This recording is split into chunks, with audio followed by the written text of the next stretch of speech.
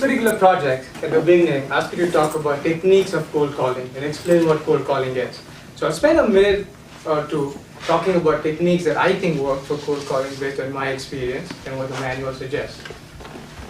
And then we'll move into role play, as Chris said.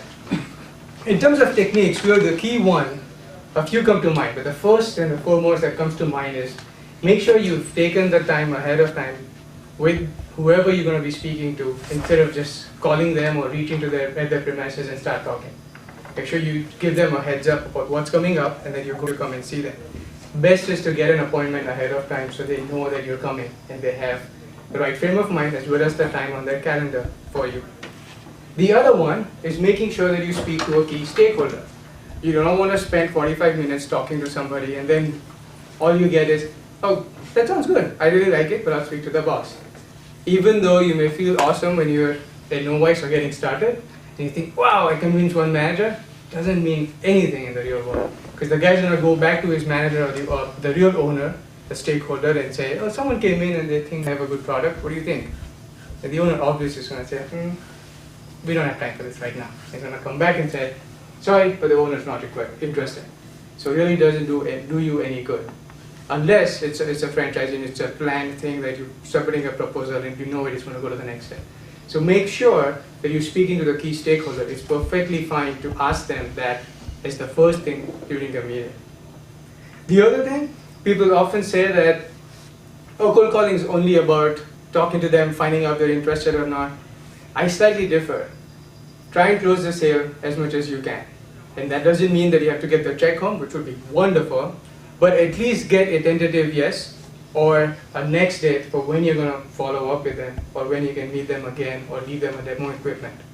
Also, like our Toastmasters meeting, always leave them with something. So don't just have a great time, talk to them and walk out. Give them your card, give them some information, a flyer or whatever you do. Make sure it has a website, make sure it has your contact information. Because for once, maybe for all you know, somebody is interested in the product, but they have no idea how to contact you. So make sure you keep that in mind.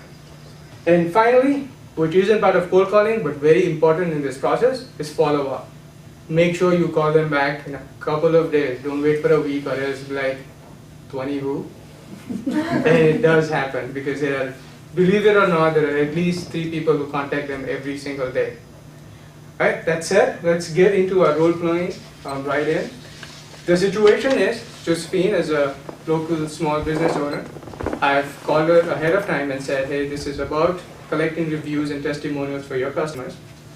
And she doesn't know much more because she was very busy that day, but she agreed to give me 10 minutes of her time to stop by and see her at the premises. So we'll get into role play.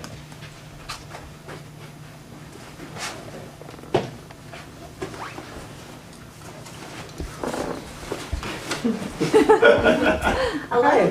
Hi, Josephine. Yes. Hey, I'm Dhwani. We talked earlier on the phone and you asked me to come see you. Yes, I'm very excited to hear about your product. Thank you. Do you have 15 minutes right now? I do. Wonderful. Okay. Josephine, so I found you guys at a trade show, and I know you're in the small business community, and you're in the service industry. Is that right? Yes. And it's your career transition specialist. So what exactly do you guys do? Or how do you help people? Yeah, so I help people with their communication skills and their leadership skills in terms of being able to get more business and then also in terms of being promoted. Ah, and so it's really important what your existing customers or your past customers have to say about the business. I'm guessing a lot of the new customers are referrals, or new customers want to see how, what the old customers have to say? Yes. Yeah. Yes, word of mouth is very important. Because I see a big page on your website about testimonials, and it's really impressive. You have a long list. Thank you. So one of the things that my company does, by the way, here's my card.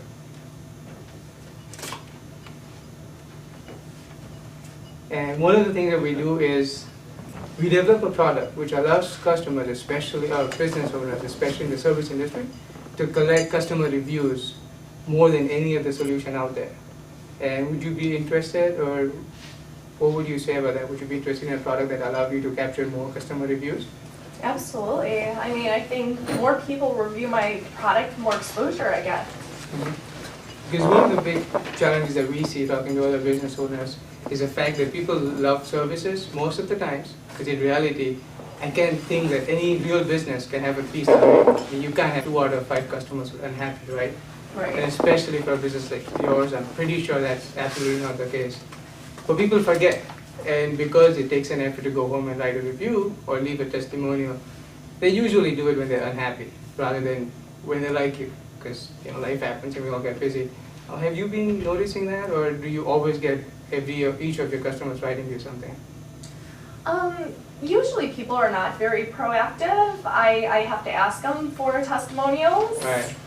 Okay. So can I show you what we have? Or Yeah. Okay.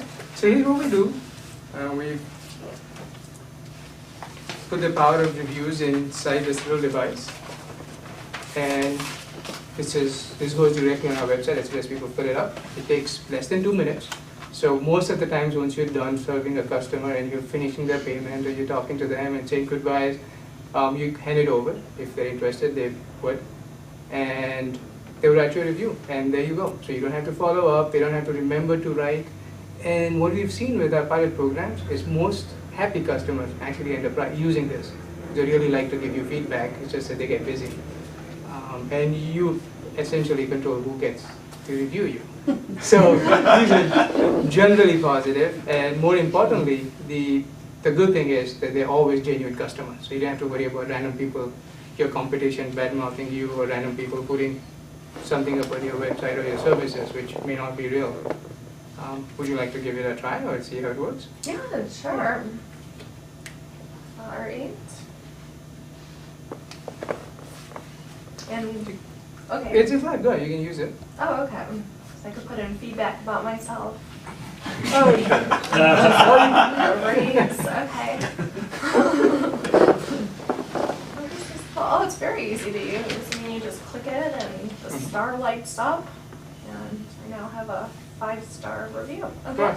Great. Yes, and you can customize this based on what you have going. If it's an event or maybe you're presenting somewhere, you can make it a presentation. Like you see, it's actually set up for speech evaluations today.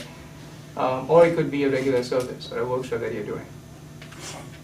So yeah, I promised you for 10 minutes, and I think we're closing in on that. So if you have other business to take care of, I wouldn't like to break my first promise that we made, which is need 10 minutes of your time. But do you have any other questions? Well, I'm just curious. This is the first time I'm hearing about this, but who else in my industry is using this type of application? That's a good question. Quite honestly, we're pretty new. So right now, in your industry, you're the first person we're speaking to. We do have other service businesses like restaurants. We have a gym instructor who's using us. There's a couple of restaurants in San Francisco that we're speaking to. There's also a salon and a dentist who's interested in the product. And we're also trying to find out where exactly does this fit in, and which vertical might benefit the most. But yes, you're absolutely right. We are new. We do cover up that fact, or provide additional support in terms of sending emails to your customers and following up, requesting them to share on other websites where you might be getting more visitors right now, while we become popular and become bigger. It's also a great way to record or to know how if you have employees or if you have other locations, how they are performing, because now you get instant information on how they are performing as soon as the customers leaving the space or the service is delivered. So yes, we are very much in beta stage. So to answer your question, we do not have a lot of people in your industry, your specific vertical, who are using us right now. But we're very hopeful when we talk to more people that we should get more support and more people in this vertical using us. Now, because you're in the beta phase of this, I mean, would you be offering a discount, or is this something that I'd be test piloting, or is this the real thing that I'd be paying for? No, absolutely. Great question. This would be a beta testing. However, we've already alpha tested the device. We've been in circulation in the real world for like 4 months. We do not charge you any huge fees. What we do expect in terms of this partnership, so that we know that you're genuinely interested and not doing me a favor, is to invest in the device, which we sell at no profit, so we sell it at cost, or you can buy your own, and we just charge you $15 a month. So it's 50 cents a day, and again, it's not even going to cover the gas that I incur to come here.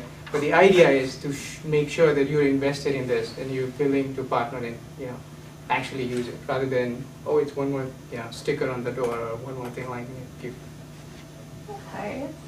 Now, I'm curious in terms of the research that you've done on this, in terms of it generating leads for driving traffic to my site, or generating more leads for me, or helping convert people into customers. Sure. What have the statistics shown in terms of the ROI? That's a good question. One of the things that we often find, or that always comes up, is this question.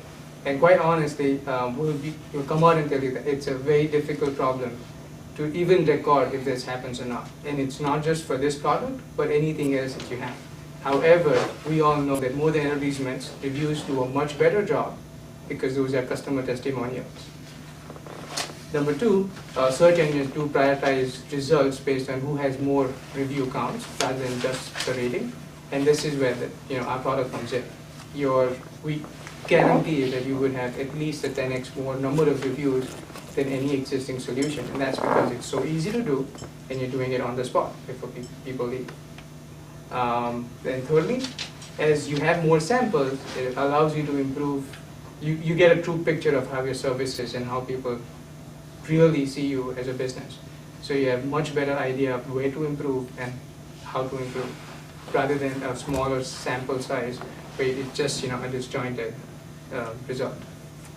And I believe you probably have one of your employees calling you. Oh, so, yeah, that's right. Chris, hold on, I'm coming. Would you like to demo the thing? Would you like to try it out for a couple of weeks and then see how you like it? Or can we set up another time to get you set up or started?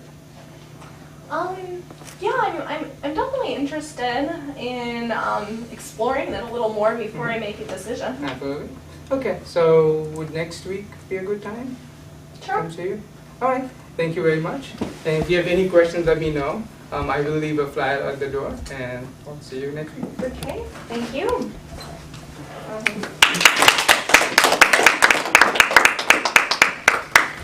So, Jim, do we have 2 minutes, 2 to 3 minutes for the the Q&A? What's the thing called?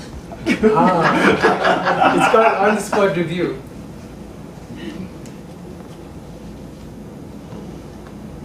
What is this Q&A about?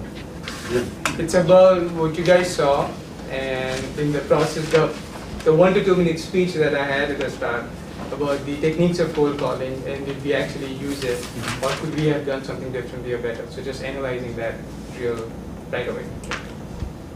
That's Shah. In the analysis part, you always responded to her with, "That's a good question." I found that repetitious. Yes. Yeah. So, not to mention insincere. I found it myself when I said it, yes. Or after I said it, yes.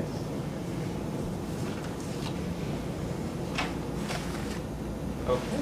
Oh, got it. What is the device? Is it an app? Is it a website? It's an app on the device, Okay. and then it syncs with our website so that it's Okay. searchable. Yep. Yeah, when you did ask, when you asked the question, or she asked the question, I would like to have heard you give her more benefits of not just answering her question, but turning the device and the application to a solution that she clearly asked about when she asked the question. It's the person not just going to ask a question just to ask it. They're thinking of, I have a problem I want to solve, and I would like to have heard you give more benefits of how your unit would solve that, would provide an answer to that question. Sure. Yeah.